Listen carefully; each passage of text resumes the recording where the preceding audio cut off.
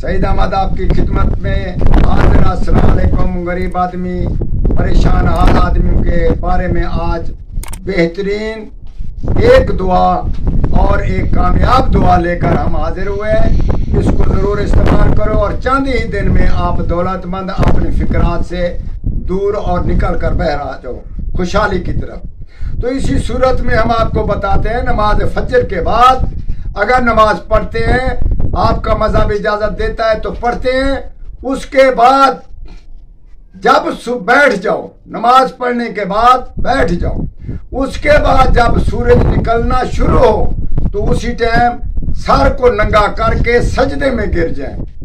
और हम जो बता रहे हैं उसको अपने नाम के अदाद के मुताबिक पढ़कर सजदे में दुआ मांगो और कुछ ही दिनों में इंशाअल्लाह ताला आपके हालात बदल जाएंगे। अगर गरीब है तो कुछ ना कोई रोजगार मिल जाएगा, दुकान चल पड़ेगा, फैक्ट्री चल पड़ेगी, तरक्की हो जाएगी, पैसे से मालो माल हो जाएंगे।